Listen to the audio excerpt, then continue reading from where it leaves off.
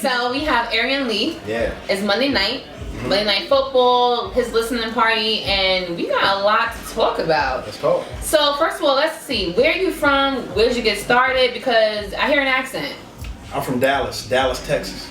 What about now? Like, are you living there now? Or are you in New York? I live in Dallas now. So, oh, really? Yeah. So why did you have, what made you want to have your listening session here in New York at the 40/40 Club? It's the Mecca. It's the It Mecca. is. Yeah. You know, Dallas, the market out there. It's the number 5 market as far as music playing on like radio, but as far as it being a real industry there, it's just not there. So, yeah. Where else besides New York will you say, you can see yourself being influential music-wise? Music-wise, I like LA. I like the West. Okay. I like the West, especially the stuff they did in the early 90s and stuff. And then like the West came back, with the YGs and the Kendricks and the definitely Schoolboys YG. and stuff. So I'm influenced by the West a lot too. And it's inspired. Yeah. So let's talk about 11 Rings. Okay. Because I just want to jump right into that. It's a very unique name, a unique hashtag. What inspired that? I mean, where did it come from? It was originally going to be a song. Okay. Just a record, you know what I'm saying? And I thought about it. I was watching this Bill Russell interview. He was like the most champion athlete of all time. So the song was a sports metaphoric play on victory, pretty much, like setting the bar, that 11 ring bar. Wow. And then I made the record. And after that, I was like, man, I just like the whole concept of this 11 rings thing and just took it further and made a project out of it. So. I thought it had some correlation with November, being that it came out in the 11th month. It just happened, Yeah. Sometimes it just happened like that. I didn't think about that. And also, Kobe retired.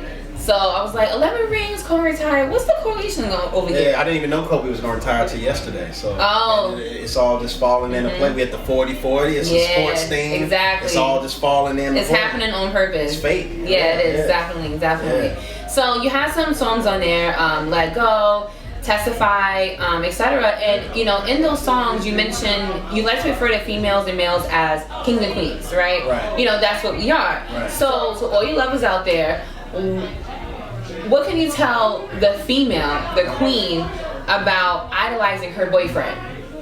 It's really important. It is. Yeah, it is.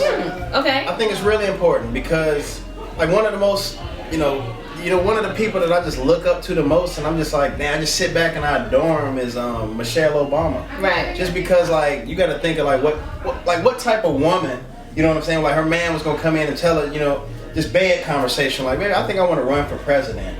And like, she had to believe that, she had to get out on the campaign with for years, people, other guys are, I want to rap or I want to do this, and the girlfriend's like, and he wanted to do something that was bigger than all of that, right. and she believed in him. So yeah, she's like the perfect representation of a queen, you know what I'm saying, in our country, man. And I think it's really important for you to be behind your man's goals and your dreams, because he needs it, you know what I'm saying, he needs that support. So now, is there a difference between, because I remember I said boyfriend and husband, okay? Okay. All right? Okay. Now, today in society, a lot of females are idolizing boyfriends, where they're not even getting to the husband state, marriage state. Okay. So, in that sense, is it really still the same? What I think about it, what I truly think about it, and then probably what I would tell my daughter or something if I had one, like two different things, you know what I'm saying? Okay. It all just depends on the person, you know what I'm saying? It's kind of like how you raise your kids, like how my dad kind of let me just go and kind of do what I wanted, but like my smaller brother, he kind of had like a hold on, but you got to know your kids, you know what I'm saying? So you got to know your boyfriend, you know what I'm saying? Like if he seems like he's not gonna take you to the promised land, he's not years past me, he's not gonna put that ring on your finger after time. You got to realize that, and yeah, he probably shouldn't be idolized. You know what I'm saying? Okay. But if he's seeming like if the reasons are maybe financial, and you really believe that, and he's really trying to get his thing together, and then he's like, it'll make our empire bigger, then yeah, stand behind it. So it all just depends. You just it depends on the guy. Feel it out. Yeah, it depends on the guy. Okay, I think that's fair. Yeah. So we're gonna go back to For the Love, which is, I told you, my relationship segment, and it is Man Crush Monday. Right. So, for the lovers out there, for the ladies out there, are you single or are you in a relationship? It's somebody special. Somebody special. I like that answer. Why not just make it a relationship though? It's somebody special. Okay. All right. Yeah. You're gonna leave it at that. You're gonna leave it at that, lover. Moving on from that, since it is MCM, and I'm sure you are a lot of females, Man Crushes Mondays. Right. How do you feel when you know I'm you? just playing. See, you see that? This that was cockiness, cocky cowboy. So, how do you feel when you know you see a female? Maybe you don't know her, maybe you do know her, and she nominates you as her MCM. Yeah. It's only been done like twice. Okay. Yeah. So. Yeah, I'm not really I have a lot of on my belt. Yeah, I have a lot on my belt. It's only been twice, but when they did, I thought it was an honor. Yeah. Yeah, it felt good. But do you feel like you want it to be this based on appearance, or because like this guy is being my crush? He's working hard. He's out in the industry. He's chasing his dreams, Right. and he does look good. Is that more of a valid reason? Definitely, yeah. And the two that did, like, it was a nice little paragraph under a why. You know what I'm saying? I see him working. I see him doing these things. I see the way, whatever it might be, he treat his mom. I see, all these things going together, and that's what makes him attractive. You know what I'm saying? That's Okay. the looks. All right. It definitely makes a difference. It does. It definitely does. From 2010 to 2015, there's a lot of talks about you signing with, I think Kanye, with MMG, and just all these different things that the bloggers would say, right? Now, what do you feel like is the difference in respect when an artist remains independent comparing to signing his soul to a label? I respect both. Okay. Any artist that makes either decision to stay independent or to sign with a label, I respect both decisions. But like I said, it just goes back to that case. It all depends on the specific situation. You know what I'm saying? Like somebody like Wale or whatever. He had a point where he was independent. He felt like signing with Maybach Music could, take him to that next, plateau, and it was probably a better decision for him. Somebody like, I don't know, Chance the Rapper decided to, keep it independent or whatever, and that seems to be working, well for him. So it all just depends on you and your fan base and what you got going. Right now, I'm not opposed to a deal or anything like that. Right now we're just doing it. I haven't really even thought about it. If the deal looked good and I thought that it could suit me in that position, then I would, probably pin it.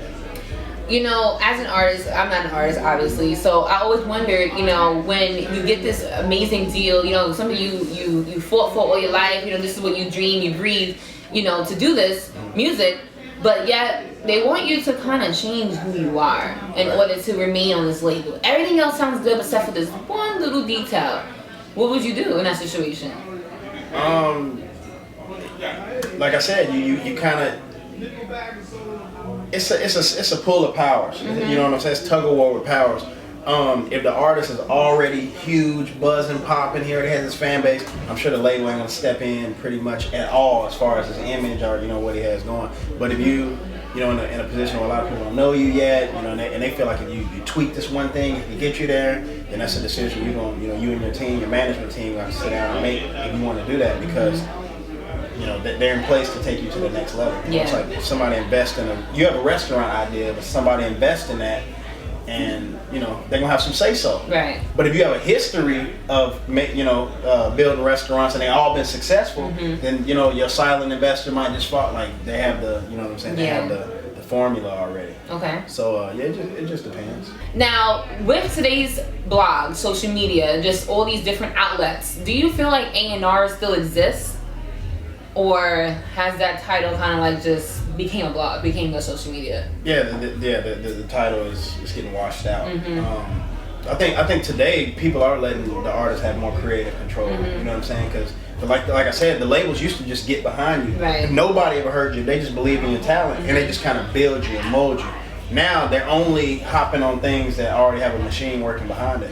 So like the A&R is like irrelevant now. You know what I'm saying? The A&R is more beat picking. You know what I'm saying? The A&R is more because hundreds and thousands of producers sending beats in. He's just basically the filter before it gets to the artist. Oh yeah, this one. Exactly, because like an artist don't want to sit and listen to 100,000 beats, so they just kind of change roles, I think.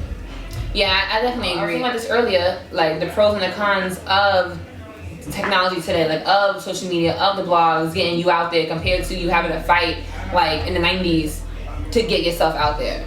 Yeah. But then it's like, how do you value what's real talent, what's not? Yeah, that's what I'm saying. Like that's You why know? you can't like I have a musical ear. Right. What's stopping you, or what do you feel like is blocking you right now?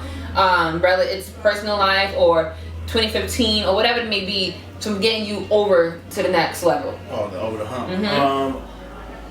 I always felt like I said, I always felt like, you know, just the music just wasn't getting out enough. Okay. You know what I'm saying?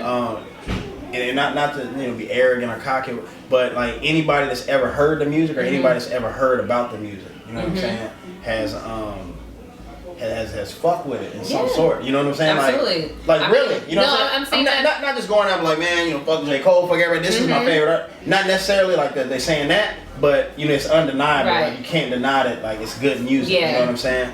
So I just think, you know, just getting it out more.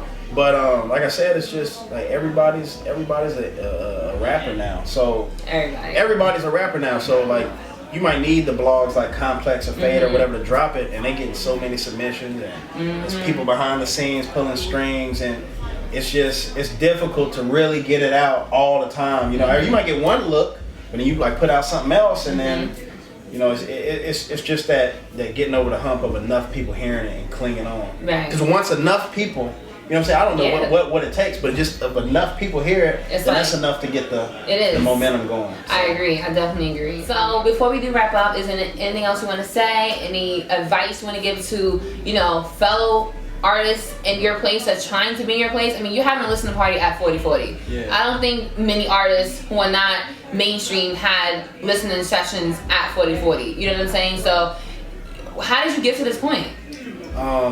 Just never giving up. Like it was a quote I seen Jay say the other day, and he was like, you know, everybody say I'm a genius, I'm a, you know, good businessman, I always make the right decisions, whatever I touch is gold. He said like the most genius thing I ever did was I didn't give up. You know what I'm saying? And it's times that he thought about like, you know, fuck this rap shit. Like, you know what I'm saying? Like when things wasn't going, but he said the most genius thing he ever did was not give up.